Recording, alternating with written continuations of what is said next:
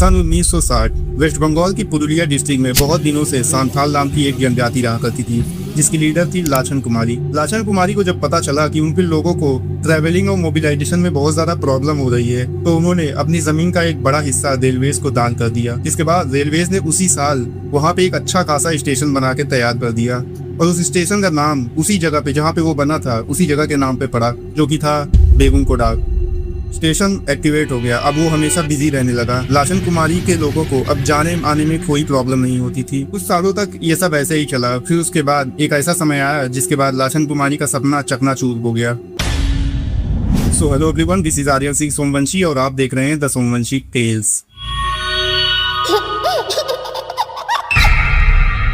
आज की इस वीडियो में मैं आपको बेगुनकोडाग रेलवे स्टेशन के बारे में ऐसे ऐसे फैक्ट्स बताऊंगा जिसे जानने के बाद आप इस स्टेशन को एक अलग नजरिए से देखने लगेंगे। आखिर क्यों एक अच्छा खासा स्टेशन 42 सालों तक बंद रहा? आखिर क्या है बेगुनकोडाग रेलवे स्टेशन की सच्चाई? आखिर क्यों बेगुनकोडाग रेलवे स्टेशन को इंडियन रेलवेज ने अपने टॉप 10 हॉन्टेड रेलवे स्टेशन में इंक्लूड किया है? आखिर क्यों लोग स्टेशन के बंद होने की इतने साल बाद भी 5 बजे के बाद यहाँ आने से कतराते हैं? आखिर क्या है ट्रैक पे दौड़ती उस सफेद साड़ी में लिपटी लड़की का राज?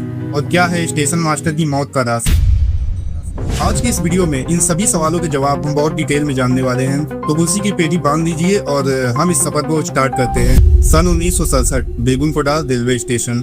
रात का समय था और स्टेशन मास्टर अपने काम में बिजी थे, जिसके दौरान उनका ध्यान पटरी की तरफ गया। वहाँ पे उन्होंने जो देखा, उनके पैरों तले जमीन खिसक गई। उन्होंने देखा कि पटरी की तरफ एक औरत सफेद साड़ी में लगातार भागती हुई चली जा रही है। उन्होंने जोर जोर से चिल्लाया, उसे आवाज लगाई और हटने को कहा, पर वो औरत उनकी एक ना सुनी।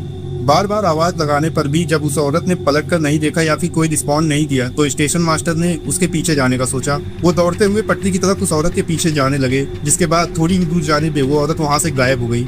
स्टेशन मास्टर सोच में पड़ गए कि ये मेरे साथ क्या हो गया। वो पूरी रात उसी सोच में डूबे रहे। अगले दिन उन्होंने गाँव वालों से इस बारे में जिक्र किया, जिसके बाद लोगों ने उनकी बात का खास विश्वास नहीं किया। इस घटना के कुछ ही दिन बाद बेगुनकोडाग रेलवे स्टेशन के स्टेशन मास्टर अपनी पत्नी के साथ अपने कमरे में मृत पाए गए।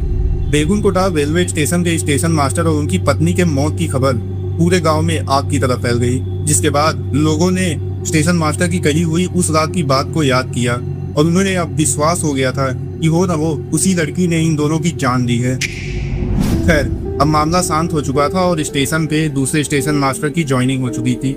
कुछ दिन खुशी खुशी बीते ही थे कि गांव वालों के साथ ऐसे ऐसे केस होने लगे जिनमें वो दावा कर रहे थे कि उन्होंने भी एक औरत को पटरी पर भागते हुए देखा। एक के बाद एक लगातार गोस्ट एनकाउंटर की खबरें सामने आने के बाद स्टेशन के स्टाफ समेत पूरे गांव में डर का माहौल छा गया। इसके बाद एक एक करके उस स्टेशन के सभी स्टाफ ने रिजाइन कर दिया। जिसके बाद हुआ ये कि स्टेशन पे अब बहुत सारी ट्रेनें रुकना बंद हो गई और एक टाइम ऐसा आया कि वहाँ पे एक भी ट्रेन नहीं रुकती थी, क्योंकि स्टाफ ही नहीं था मैनेज करने के लिए। जिसके बाद इस स्टेशन की गतिविधियों को देखते हुए इंडियन रेलवेज ने इसे अपनी टॉप 10 हॉन्टेड रेलवे स्टेशंस में इंक्लूड कर दिया और इसे परमानेंटली बंद कर दिया। बेगुनकोडाग रेलवे स्टेशन अब हमेशा के लिए भूतिया घोषित हो चुका था। कुछ साल ऐसे ही गुजरे। फिर 1990 में एक ऐसी घटना हुई जिसने बेगुनकोडाग के इतिहास को एक बार फिर बदल दिया। सन 1990 बेगुनकोडाग। हुआ ये था कि गांव वाले जो कि इसी स्टेशन पे ट्रैवलिंग के लिए डिपेंडेंट थे और सबसे नजदीकी स्टेशन उनसे बहुत ज्यादा दूर था, जिसके बाद वहां जाने के लिए उन्हें बहुत ज्यादा खर्च करना पड़ता था या फिर पैदल जाने के लिए भी बहुत ज्यादा मेहनत लगती थी। इन सभी प्रॉब्लम्स को कंसीडर करने के बाद कुछ गाँव वालों ने मिलकर एक कमेटी तैयार की, जिसके बाद वो डिमांड करने लगे कि बेगुनकोडाग रेलवे स्टेशन को दोबारा से ओपन किया जाए। जिसके बाद गांव वालों के द्वारा बनाई गई इस कमेटी के सभी मेंबर्स ने मिलकर स्टेशन की रीओपनिंग के लिए हद से ज्यादा कोशिशें करने लगे। जिसके बाद 2009 में इन गांव वालों ने इंडियन रेलवेज का अटेंशन ग्रैब करने में कामयाबी हासिल कर ली थी। उस वक्त श्री ममता बनर्जी जी रेलवे मिनिस्टर के रूप में अपॉइंटेड थी। उनके सामने जब ये प्रॉब्लम आई तो उन्होंने खुद गांव में जाकर इस स्टेशन की रीओपनिंग की और गांव वालों को पूरी तरह से विश्वास दिला दिया कि यहाँ कोई भूत वूत नहीं है। और इसी के साथ उन्होंने अपना भी ओपिनियन शेयर किया कि वो भी भूत प्रेत में नहीं मानती हैं। बेगुनकोडाग रेलवे स्टेशन अब फिर से ओपन हो चुका था। गांव वालों और पैसेंजर्स के बीच खुशी की लहर दौड़ती। नए स्टाफ भी अपॉइंटेड हुए और काम काफी अच्छे से चलने लगा। सभी चीजें फिर से सुचारू रूप से चलने के बावजूद भी गाँव में अभी भी र्यूमर्स का साया था।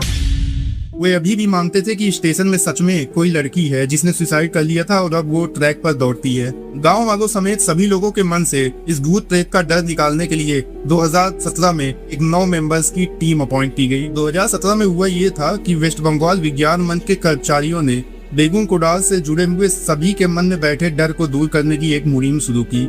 इन्होंने 9 मेंबर्स की एक काबिल टीम को अपॉइंट किया जो जाके बेगुन कोडाल रेलवे स्टेशन को अच्छी तरह से इन्वेस्टिगेट करने वाले थे। उन सभी 9 मेंबर्स ने पुलिस प्रोटेक्शन के साथ पैरानॉर्मल एक्टिविटीज को डिटेक्ट करने वाले सभी बेसिक डिवाइसेस के साथ इस बेगुन कोडाल रेलवे स्टेशन को विजिट किया।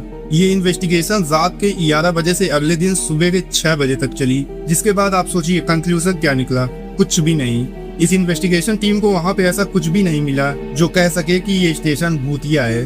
उन्हें ना तो स्टेशन पर दौड़ने वाली लड़की का भूत मिला और ना ही स्टेशन मास्टर था। इस इन्वेस्टिगेशन के दौरान रात के 2 बजे इन्होंने एक अजीब सी चीज नोटिस की कि वहां पे झाड़ियों में जब उन्होंने टॉर्च मारी तो वहां के कुछ लोकल विलेजर्स वहां पे इन्हें स्टॉक कर रहे थे, जिसके बाद दौड़ाने पर वो लोग वहां से भाग गए। इनके अकॉर्डिंग एक और घटना हुई थी वहां पे कि इन्होंने बताया कि हमने रात भर इन्वेस्टिगेट किया पर वहां पे कुछ नहीं मिला पास के कुएं में एक सांप के अलावा। उस समय बेगुन कोडाल की पुलिस स्टेशन में तैनात एक पुलिस ऑफिसर जॉर्ज विश्वास का कहना है कि हमारा पुलिस स्टेशन भी भूतिया घोषित हो चुका है क्योंकि वो बेगुन कोडाल से बिल्कुल नजदीक ही पड़ता है। लोगों का मानना है कि इस स्टेशन के साथ वो पुलिस स्टेशन भी बिल्कुल भूतिया ही है। इसी के साथ बेगुन कोडाल के लोगों का कहना है कि यानी कि कुछ बुरे लोग आने वाले टूरिस्ट को इस स्टेशन की हॉन्टेड स्टोरी के आड़ में उन्हें लूट लेते हैं। बेगुन कोडाल में ही एक हाथ गाड़ी चलाने वाले जिनका नाम है स्वपन कुमार, उनका कहना है कि मेरा बिजनेस और मेरी जीविका यहाँ आने वाले दिल्ली के 700 से 800 यात्रियों पर पूरी तरह से निर्भर करती है